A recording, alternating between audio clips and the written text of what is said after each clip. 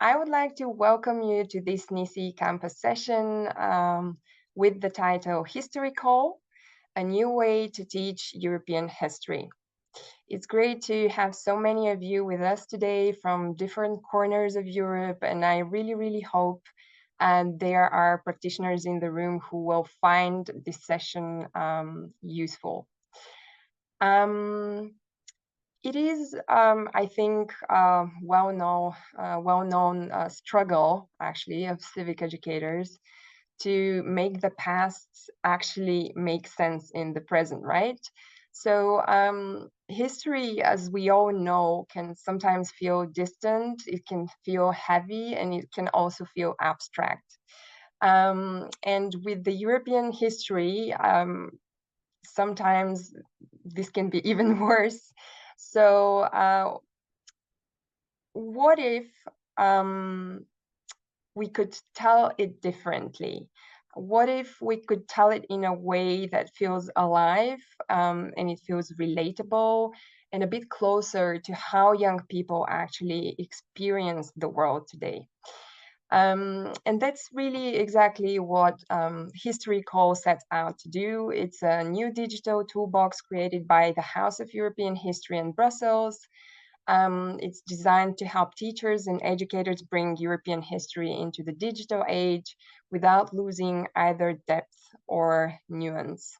It's based on the feedback from over 1,000 teachers across Europe, and currently it includes 2 interactive modules for students in the ages of 14 to 18.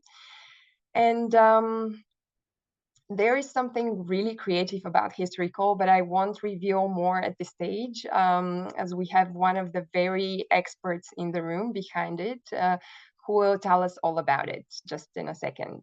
So we are very lucky to have with us today Florian Tuder from the House of European History, who is a formal learning officer and has spent more than 15 years working in education and training across countries like Austria, Belgium, and wider European landscape with not only schools, but also non-profits and the private sector, which is so precious as experience. In this session, he'll take us behind the scenes of HistoriCall, how it was built, how it can, what actually it can do, and how you can use it in your own context. You'll get a live demo, a few practical tips, and a peek in what's coming next, including new modules, teaching on some very relevant and important topics of our time. So I'll stop here. Florian, thank you so much for being with us today. We're really excited to dive in, and the floor is yours. Thank you very much for the very kind invitation and introduction, Camelia. It's very much appreciated, and I'm very happy that I can represent the House of European History today on this webinar, and also from my side, a warm welcome to all the participants today. Voilà, I'm going to share my screen now, and then we'll dive into that wonderful tool that we've developed.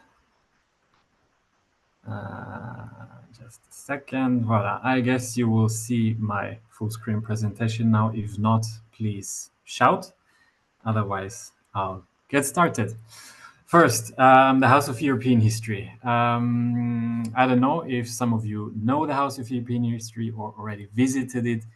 Here is just a very brief overview, and maybe I would like to add that I guess, correct me if I'm wrong, that the slides will also be available after the session. Anyway, if any questions pop up, please use the chat, and afterwards, obviously, you can contact me as well, also directly.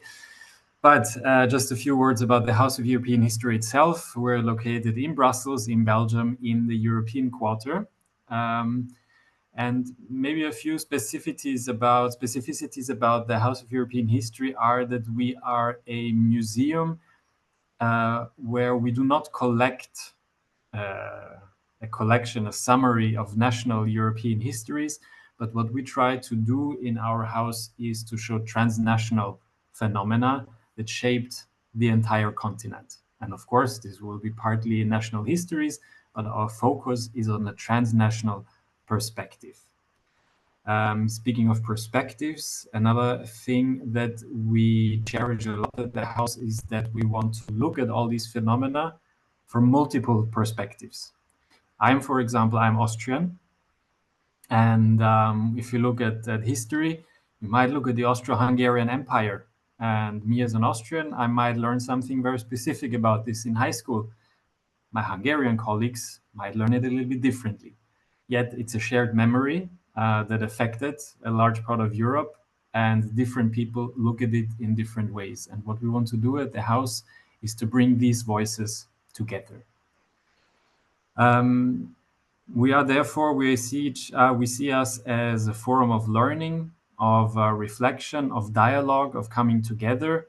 I myself, I'm a member of the learning team. And then, of course, we have a collections team, we have curatorial team, IT, etc., etc.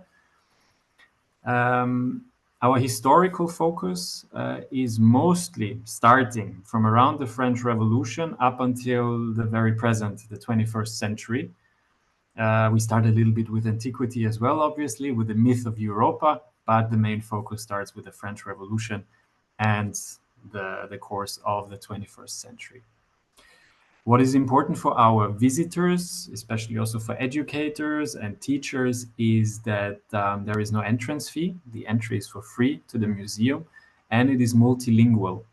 The reason for that is that we are an initiative and structurally part of the European Parliament, and therefore we also have to stick to a certain language regime. That means, first, the admission is free because we are a public institution, and second, all of our offer is offered in 24 languages of the European Union. So also HistoriCall, the tool that I will present you today, is available in all the 24 languages of the European Union. If you come with a group of students or learners, we offer different forms of guided tours, workshops, obviously digital tools, which are all designed to foster critical thinking, curiosity, and open dialogue. So this a little bit in a nutshell about the museum.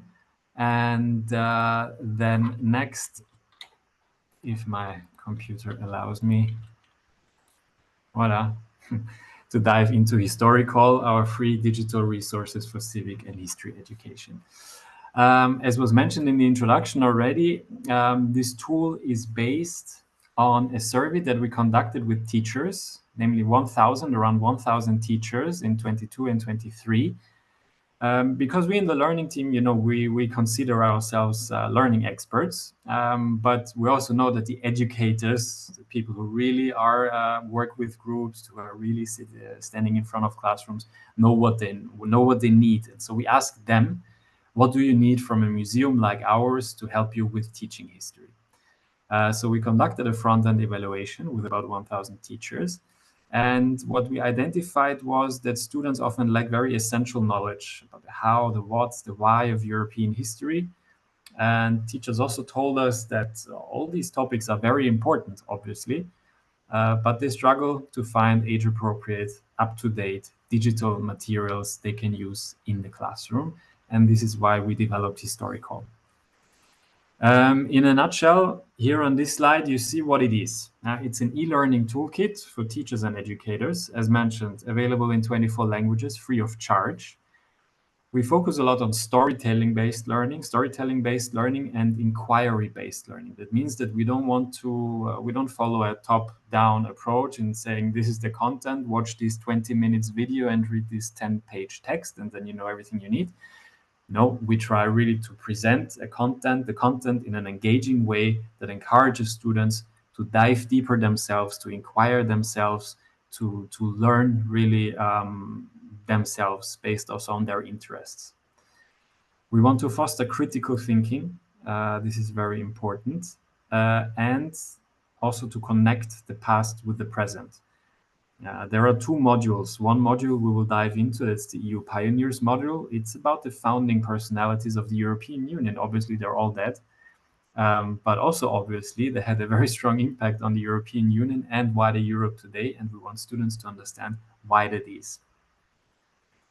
All our modules are also linked to the permanent exhibition and the temporary exhibition in our museum. So certain objects or case studies that appear in the tool will also be present in the museum. The age range is a bit difficult, but we aim from 14 to about 18 years old students. Sometimes we have younger people, 13, 12 years even, but also older ones, 19, 18, 20 years old, 19, 20 years old. The modules that are currently available, one I already mentioned, is called EU Pioneers, meeting the founders of the Union, and the other one is called the Timeline of the European Union. Two modules are currently under development, one about media literacy and the other one about the question, what is racism? And I want to briefly introduce you to these first two modules. First, the Timeline of the European Union. First of all, what we heard and what we learned from the front-end evaluation from these 1,000 teachers, that there are certain needs, obviously. Some teachers said they want something really comprehensive, a lesson plan of at least 2 lessons. They can follow through with their students with engaging diverse materials. There was one important part, and the other one important part was that teachers also wanted something very quick, maybe a hook or an introduction to a certain topic.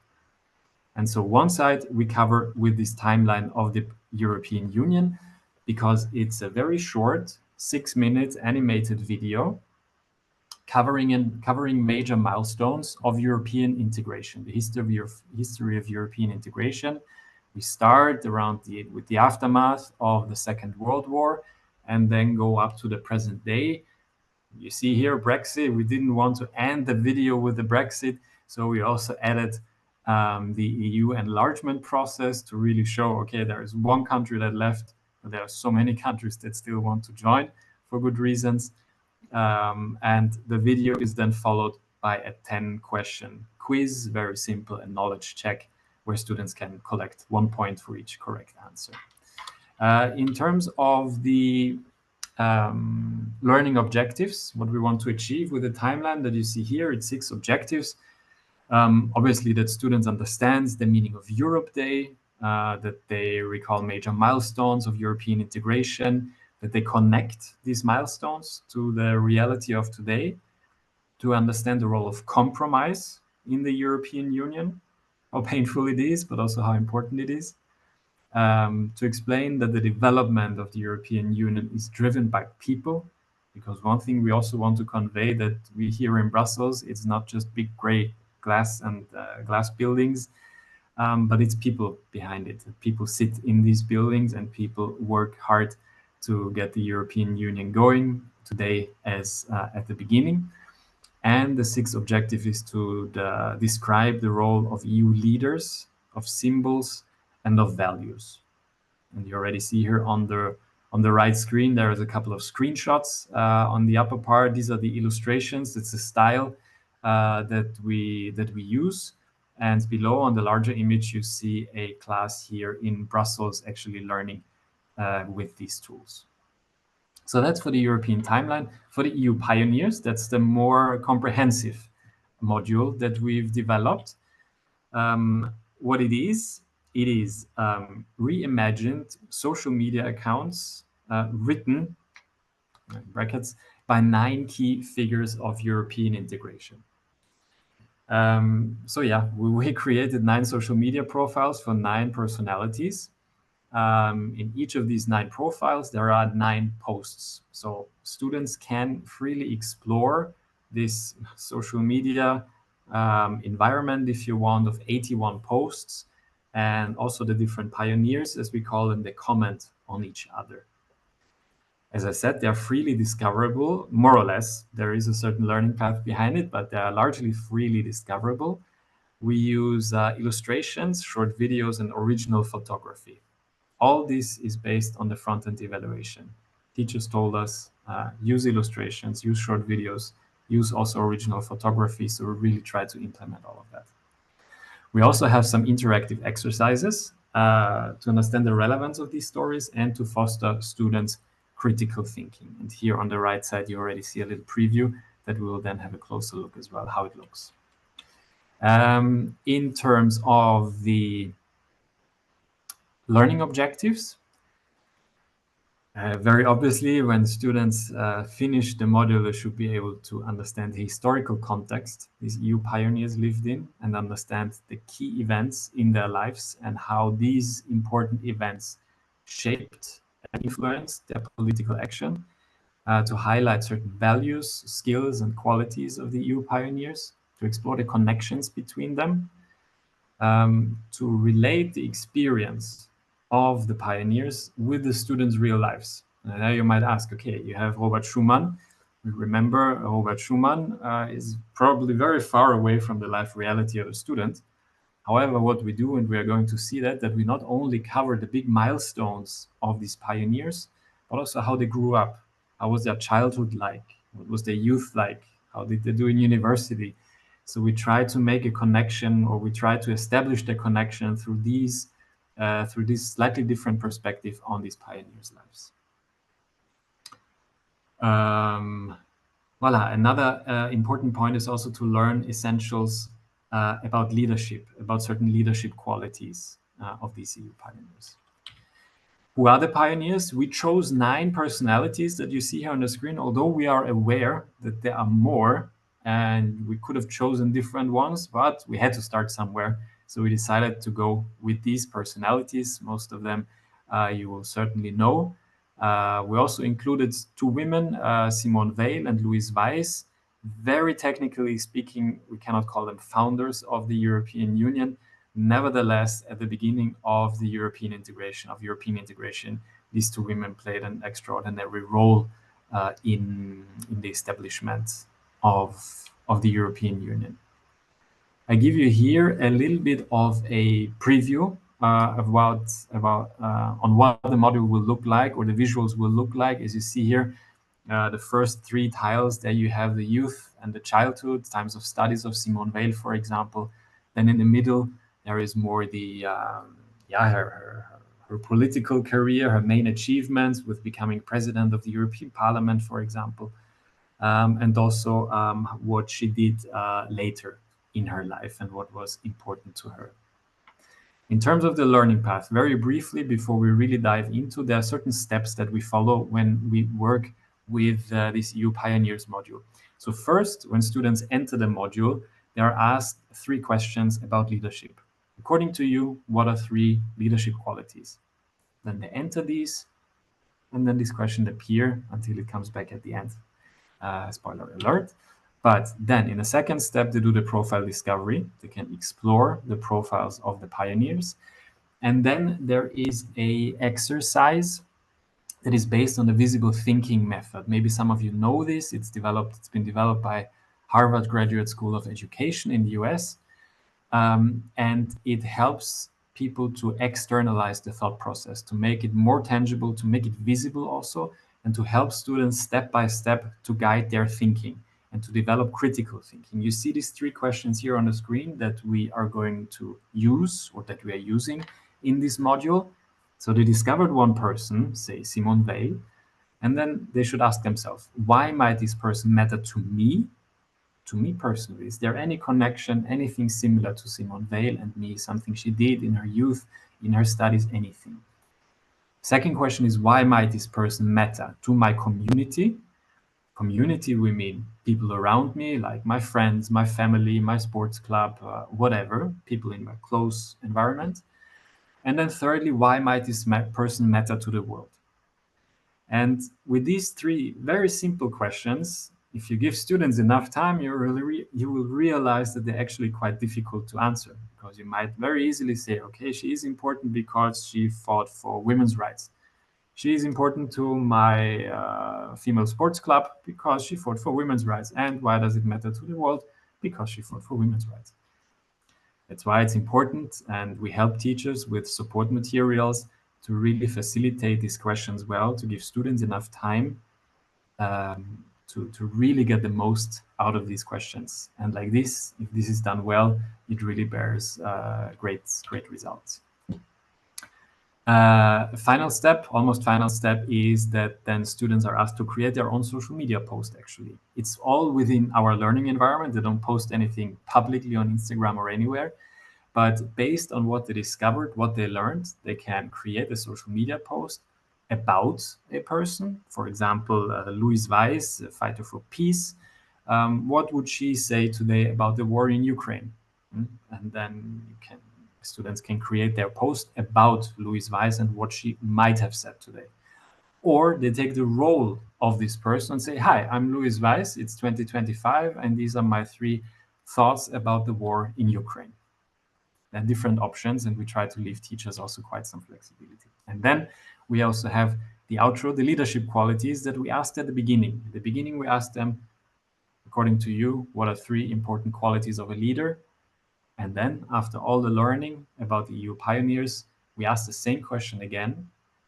And then there might be some differences as well. So it's really nice to observe. All right. Then I would suggest that we have a quick look at the platform. For this, I will change my screens again. Here we are. I hope you can see my browser window now. Looks good. Okay. Perfect. So this is how the, just arranging one more screen. This is how the landing page looks like. We click on Start. And then what I jump here, so 2 things. This is not a good rating as you see here, but I also have to disclose, I had a look before the presentation and I said, I don't want to show that actually. But yeah, some people have also fun with our review tool. So we hope we will get a better rating than just 1 star, but this is what came in recently. But I wanted to be fully transparent with you. So here we have this question. Before you learn about the EU pioneers, you should first ask yourself what are 3 qualities of a leader. And then we start with this learning activity. And this is how it looks. Then the students can enter whatever they want here. And then click Submit. And then we arrive at these pioneers. And here you have, click on one pioneer and discover his or her profile picture. Let's have a look at Jean Monnet. So you can hover over here and you see some headlines. Let's have a look at Jean Monnet. And you see it resembles a little bit an Instagram account. We have here 9 posts. All these 9 posts consist of 1 image and some text. Let's have a look at which one I'm going to choose. Let's look this one. So here, Jean Monnet is going to the UK for studies. You have here this visual.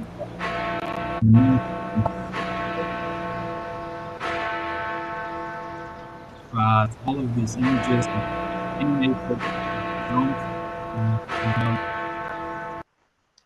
And then you have the first part of the text that very briefly says what is happening here on the picture. So off I went to London in 1905. People there didn't travel that much back then, but I wanted to learn English and make something by myself. It's the very first small intro, and then you can click here more, and then you get more information here about this. And like this, you can walk through his different posts. Here we have, for example, just 1 image, but it's always the same structure. There is an image, there is a short text. You see there are also hashtags and emojis. There is always this more button to learn a bit more about the story.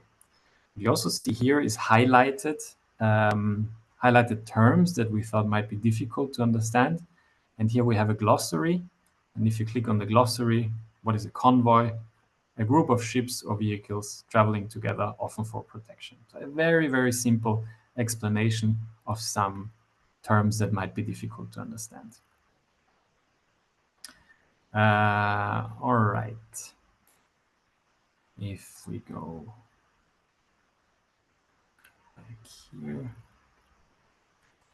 let's go back. So here students really have the freedom to discover a profile. You see the ones that they already saw, they are grayed out. Can maybe show you this one as the last one. It's quite nice. This one students very much like. By the way, we also collect a lot of data, like in terms of clicks, not really personal data, but we click data. And we see that some posts are more attractive than others, and we know that this one, for example, students like quite a lot. I'm looking at Camelia in terms of sound. Were you able to hear the audio before? Perfect. Then you will hear this one as well. Hi there, this is me, Jean Monnet. Imagine being just 16 years old and telling your parents, I want to ditch school and travel the world. Well, that wasn't easy. I grew up in France in a family that sold cognac. But I had bigger dreams than just sitting in a classroom. I wanted to see the world and chase my dreams. This is one style of video. Here, for example, you see a comment by Konrad Adenauer, who comments on Jean Monnet.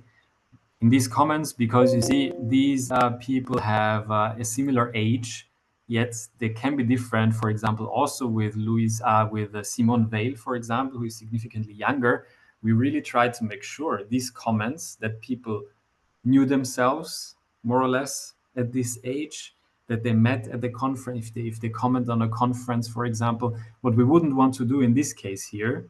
So Konrad Adenauer was alive at this point when Jean Monnet was 16, but Simone Weil, we wouldn't want her to comment here because she was simply not alive at all. So here we also try to be historically as correct as possible while still maintaining some fun and engagement. And here you have the different learning activities. Here you have these 3 why questions that I mentioned at the beginning. So they discovered now Jean Monnet, for example, and then they're asked to answer the 3 whys. Why is this person important to me, to the people around me, and to the world? Then they can submit that. And also for you as an educator, I'm having now the student view, but you as an educator, you see the answers that students submit. So you at the back end, there is a button for teachers where you can see where your group of students, what they answer. Then once one activity is done, they are invited to do a second one. This is the social media post. I think our time is not enough to create now a full social media post, but what I can show you here is that students can upload media like an image, a video, a GIF, whatever they want. And then they have here a text editor where they can do whatever they want. They have really a lot of options how to enhance their post. If I save this now, it will be the most underwhelming post you might have seen recently. It looks like this. This is my username, test user, the date, and the test. Usually you can then see here an image, a video, and a really nice text that students create. And then if we go back last time to the profile, then we have the 3rd learning activity showing up. And this is the 3 new qualities of a leader. So here you close the circle. Now that you have explored the EU pioneers, has your opinion on the key qualities of a leader changed? And then students again can enter here the text. You as an educator, you see it on the back end.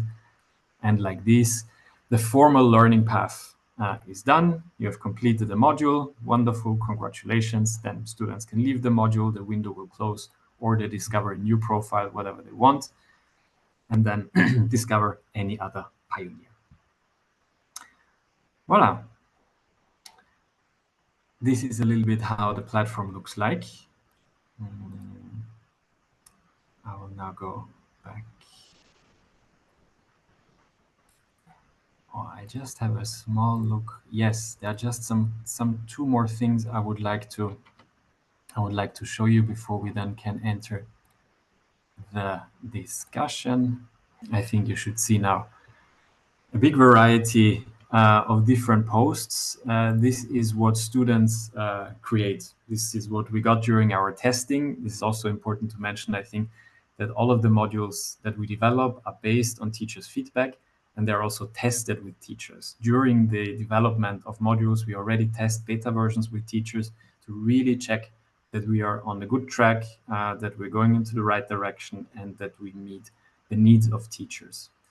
And this is what was done when we tested the EU pioneers. You see here a couple of quotes from teachers. You see in the background some of the posts that students created.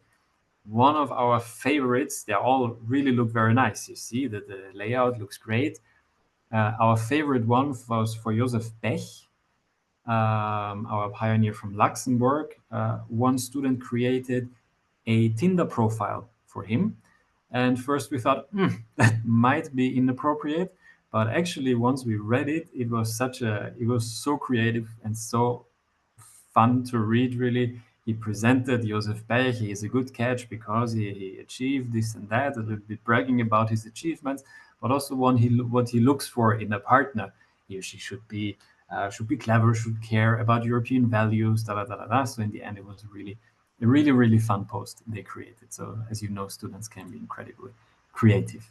And to wrap up, just to give an outlook about what we are currently testing actually this week and next week, is a module on media literacy. We call it Trust or Trash, Media Literacy for Critical Thinkers. And then very briefly, what we try to do here is to help students understand, to recognize biases, stereotypes, power, and intent in media messages throughout European history. We want them to understand and analyze psychological processes, what happens in their brain when they consume media, when they are on social media, when they watch TV, but also to evaluate the credibility of sources, for example, and understand their own role in consuming and sharing media. A big part here is about disinformation, a very hot topic, as you know.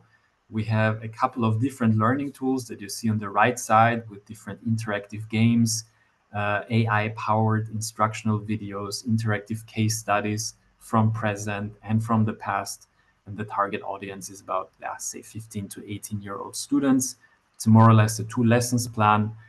And that's currently being tested. Next week, we have the feedback session with teachers, and we're already very curious. And in November, we are going to test this module here. It's called What is Racism?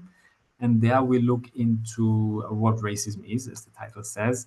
We look into the historical roots of racism connected to colonialism. So we go into this direction to learn about certain key events, key figures and personalities, different forms of racism, different forms of colonialism. And we also want students here to think critically about social structures that produce and sustain inequalities throughout history, to understand that to understand the role of colonialism in today's racism. Also here, we use different learning tools like instructional videos, a very interactive, very thorough timeline students can freely explore, or through certain lenses of different, we call them decolonial voices, personalities that really that were outstanding throughout history. So look at the timeline through these lenses, for example. We are producing expert interviews, and also project work is always part of these 2 modules. Voilà. To keep in touch, I would like to invite you, obviously, to try out HistoriCall yourself. You will get the link. You have a QR code here. We offer an educational newsletter that is published twice per year. And we are also going to host the EuroClio conference in 2026 here in Brussels, bringing together history and civic educators. Voilà. And with this, I will stop talking now and stop sharing my screen. And thank you very much for your attention, and look forward to any questions you might have. Thank you so much, Florian. Thank you for this very interesting presentation. It was certainly for me really useful, and how amazing that everything you do is basically translated in 24 languages, and it's so accessible. So I would like to remind everyone to post their questions in the chat. We can start with the question by Sergio. I think you mentioned this, but maybe you can say a few words again, how open source everything is and how accessible it is, and which link, I think it was your last slide with the QR code and the link from where teachers can access the platform. So go ahead. Yes, so in terms of In terms of open source, so as I said, everything is freely accessible. There is no charge. There is, what I didn't show you, there is a slide, a registration process light that we developed because we didn't want to collect personal data of students, because it's obviously it's very strict, also on an EU level. Yet at the same time, we wanted to ensure that as a teacher, you log in as a teacher, and I told you at the back end, you see the answers your students give. But if 1,000 students give answers, how will you know who your students are? So there is, with 3 clicks, you can create a voucher code for you as a teacher, and to get connected to this code are your students. They all get a code, and like this, you have an anonymized, closed learning environment where students can enter their first name if they want, or whatever. And like this, you as a teacher, as an educator, will see the answers of your students who are in this group based on this set of codes. And nobody else can see that. And like this, we ensured that you have a closed learning environment, but without giving away any personal data. Perfect. Thank you so much. There is another question. So Greta asks, this was very interesting. Thank you so much. I would like to know if you also collaborate with NGOs to organize study visits or joint workshops. I think this would be of great value and I would love to connect. That's a very nice comment. That's a very nice idea, actually. We mostly, so I'm in the formal learning team. That means that me and my colleagues, we mostly work with with schools and school classes. We offer different kinds of workshops for schools, but also organizations. You don't need to be a school, of course. These workshops can be booked at the House of European History.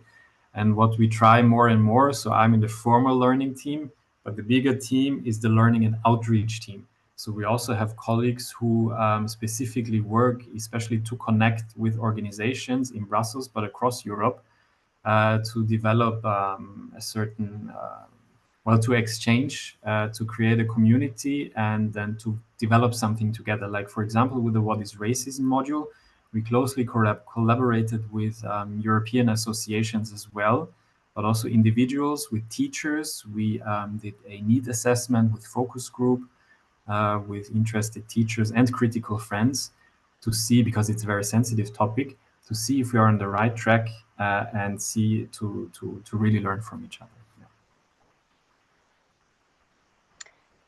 Thank you, Florian. Yeah, Greta, I hope this answers your question. Then Sevda has posted the link in the chat to HistoriCall. Feel free to visit the page. Then we have another one from Marianti from the Bergeland Center. Thank you so much for your presentation. I was wondering whether you recommend to teachers to use this tool as a complementary to their basic national curriculum in each country. The short answer is yes. We know that curricula in terms of the history of European integration can be quite different. We know, for example, from colleagues in Hungary, that the situation recently changed, that the curricula development was affected. And also in other countries, history of European integration takes more or less space. Our tool, we want to leave teachers a lot of freedom, of course. We know from many teachers they use the timeline video as an intro sometimes to the topic, because it's 6 minutes, you get an idea about European integration, and then they use their teaching materials. Or they say, okay, I have, say, 3 lessons to teach European history, history of European integration. I will use the EU Pioneers because it covers most of what I need. So there are different ways to use it, different tools. It can be complementary. It can be also used really to, I honestly don't know how many lessons there are in each curricula, in each country, of course, to use these tools to teach the subjects. Mm-hmm. Exactly. So what Marianti adds here is, I'm asking because I was reflecting and thinking how much this tool can contribute to media literacy, but also how it could challenge overall literacy and attention span. Very relevant one, especially when it comes to history teaching with having to read different sources, go in depth and compare rich information. Yeah, that makes it, that's a good addition, yes. What we try to do is to use different tools. We don't want to have it too superficial on the one hand, that it's just short video clips and no real information. But we try to balance a little bit to have these short video clips. The first part that you see under the social media post, you might just watch the video, read the first part, and you will know the basic message about it. You can also watch the video and read both parts, read a comment, for example, and then indeed, as you said, use it as complementary. Maybe you speak about Robert Schumann and European integration in a different context, in a longer context, using different methods, but then just this module could be complementary, for example. Mm-hmm. In terms of media literacy, it's indeed, we developed this module on media literacy, so there we look specifically at certain aspects of media literacy as such. Thank you, Florian. Then we have a comment by Hamza saying they're looking forward for your new module on what is racism. So, and you said, did you say it's coming out in 2 weeks, or that No, you're testing it in? Exactly, it's being tested in 2 weeks, and both media literacy and what is racism will be launched in April 26. Mm-hmm.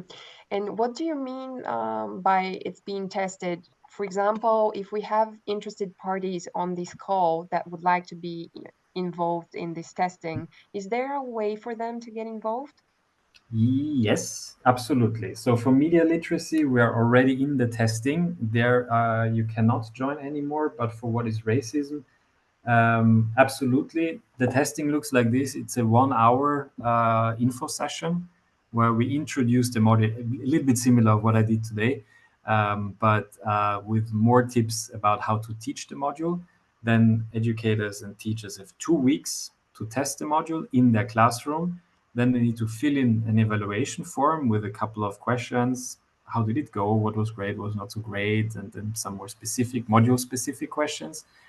And then after these 2 weeks, we again have a 1 hour feedback session. And then we exchange a little bit with the teachers. There we have more time really to speak, to dive deeper into some questions or aspects. So this is how the testing looks like. And absolutely, you can still sign up for the What is Racism testing. And then we have a question from Anna. Did you test if this simplified language is adaptable to a young student of 15, 16 years old? I think the ages are from 14 to 18, right? Yes. So, yeah. So we tested it. Our teachers who tested these modules, they had students from 14 to 18, and they said the language is all right and works. Right. And we have then question from Nicoletta. I was wondering if when you consulted the teachers, did you receive any feedback regarding the development of a module on communism? Thank you for this question, Nicoletta. This is very relevant as well. Yes, indeed. This topic came up when we did the front-end evaluation with the teachers to see what kind of materials we should develop and also on what topics. And there, I don't have it with me now, and I don't know it by heart either, I'm afraid. But there is a set of, I think it's 12 topics that were identified. And indeed, communism is one of them, ranking somewhat in the middle, I think, if I remember correctly. Right. And then I have a question to you, Florian. So this is a very large sample of data, your work with over 1,000 teachers. What were some of the most surprising things you learned from them, things that really shaped how the tool turned out? I think for us, the key requests that came out from this front-end evaluation is something, it was maybe less of a surprise, but a very strong demand was for audiovisual materials. That was by far ranked the highest. Short videos, critical thinking, because we are part of the European Parliament, we are part of a political institution. So this is very important to us in our DNA as a museum. We enjoy academic freedom, and we are very proud of that as well. And critical thinking, audio visuals, and to connect the past with the present, to make it relevant for students. Where you see it, for example, in the pioneers, is that we cover also the childhood and the youth of these people. I said it before, and we really believe that like this, students can feel a stronger connection than showing a black and white picture of Jean Monnet signing a treaty. There, the connection is really difficult, I think, for everyone to make. But if you see they're human, they left school when they're 16, they wanted to become an entrepreneur and sell cognac, maybe. Maybe this is something students can easier connect with, is something more catchy. And like this, you create a connection with this historical figure that had its importance when signing the treaty on the black and white picture. So these three things, I think, were the biggest demands that teachers told us. It's really brilliant that this connection is established in the way that you do. And I think using social media as an inspiration is also brilliant. But, there is always the fine line. And when we talk about social media, there is never, a clear-cut, 100% perfect answer or perfect solution for anything. So where do you think this thin line is of, how do we prevent students from scrolling through history, so to say, when we are using this type of engaging tools?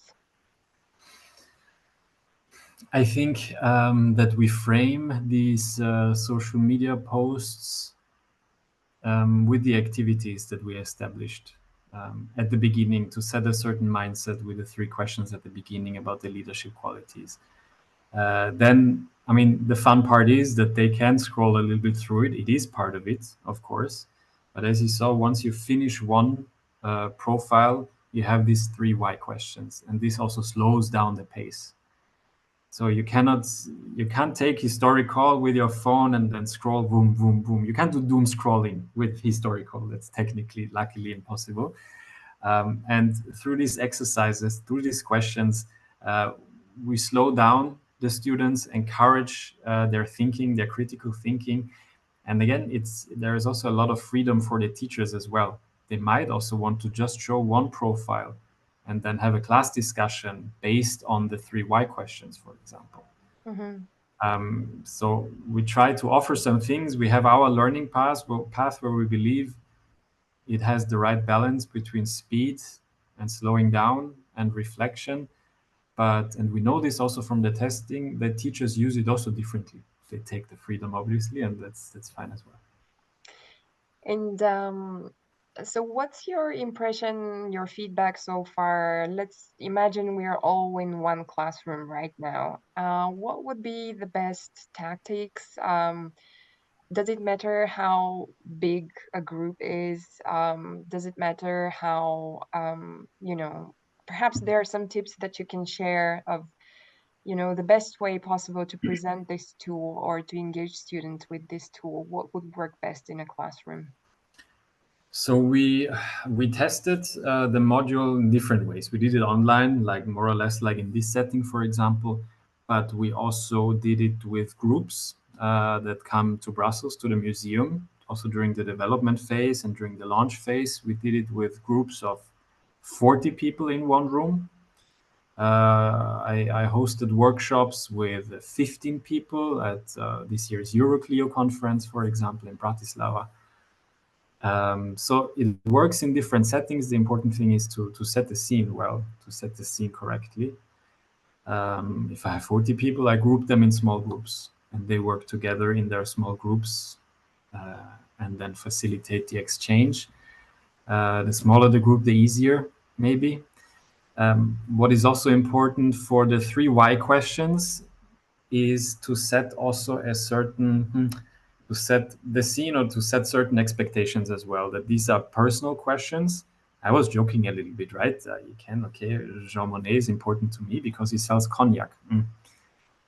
But then you look at Simone Weil or Louise Weiss, who were Simone Weil's family killed in concentration camps, right? When she was very young. Louise Weiss, a war nurse in the First World War. So these can trigger very personal reactions from students or learners in general. So it's also important to make this work, to give enough time for the questions, and to ensure that the discussion culture is appropriate. I always tell teachers, you know your students best. I don't know, the class 4C, of course, or any other class, but if you know your students, you will also know how to facilitate or how to create an atmosphere that is respectful and where these things can be shared, that it doesn't remain superficial, that we don't remain at the cognac selling Jean Monnet who left school and all fun and great, but to dive a little bit deeper, to set the scene and to create an atmosphere where you can also dive deeper and allow the time to do that. Amazing. Very well thought through platform, and we're all very lucky to have it open source. Thank you so much for your engagement and for your work and for your brilliant presentation today, Florian. It's been a real pleasure having you here with us. Thank you to all the participants joining us from all corners of Europe. My colleague Sevda is now going to show on the screen our next webinar coming up. On the 28th of October. You're very warmly welcome to join us there. We are going to talk about community foundations with someone who is very experienced in community foundations. Her name is Alexandra Steff. If you're interested, you may also go to our magazine, our Hope magazine. The final issue on Hope features one entire article on Alexandra Steff's experience with the community foundations. So you're all very, very welcome to have a read through and register for the event, which is also very promising. Thank you all again for joining, and hope to see you next time. Bye-bye. Thank you. Thank you, Florian. Thank you. Thanks, Goodbye. everyone. Bye. Bye-bye.